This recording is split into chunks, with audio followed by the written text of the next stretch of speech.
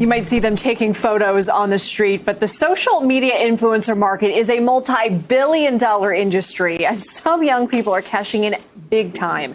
But if you think that money is just going to clothes and cars, you'd be mistaken. In a lot of cases, these young stars are saving for college.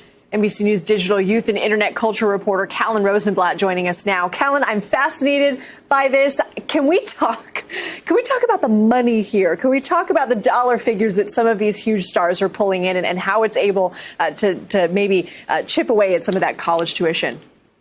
Sure. So it's not just huge stars. These are actually micro influencers. They're people on social media who have maybe 2,000 to 3,000 followers.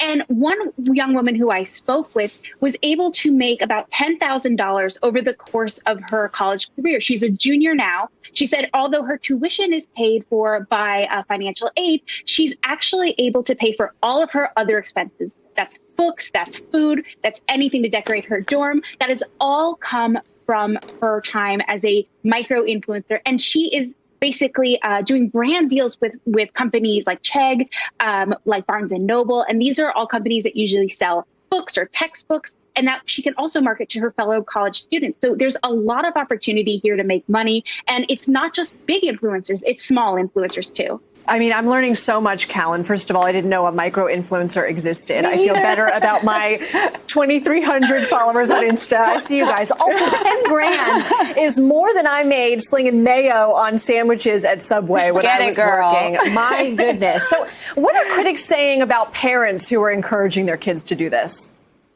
Yeah, critics are really split on this. So on the one hand, they say, this can teach young people skills that they could even learn at internships, which is marketing, it's communication, it's digital literacy, creativity, collaboration. But on the other hand, they're concerned about what having such a large digital footprint at such a young age could do to young people, which includes mental health issues, privacy issues. And the other thing they're worried about is, unlike traditional forms of entertainment, there are not many regulations in the influencer sphere that monitor how much labor a child is doing, how much activity they're doing online. And so there are a lot of concerns here, but there are some upsides too.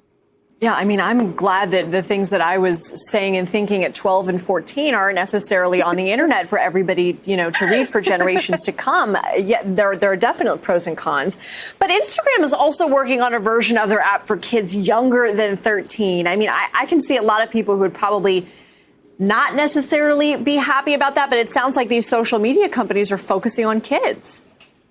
Yeah, there's definitely a huge market here and a lot of opportunity for young people to make money, as well as these companies to make money as well. If you think about YouTube and someone like Ryan's Toy Review, I mean, Ryan is 9 years old, or roughly 9 years old, and he is a multimillionaire for his channel already. There is money to be made here, and there's a lot of opportunity for these companies as well, but they have to court these young influencers in a space that is safe and accessible and comfortable for them and their families. Yeah, and safe, definitely. All right, Callan Rosenblatt, thanks so much. This was fun.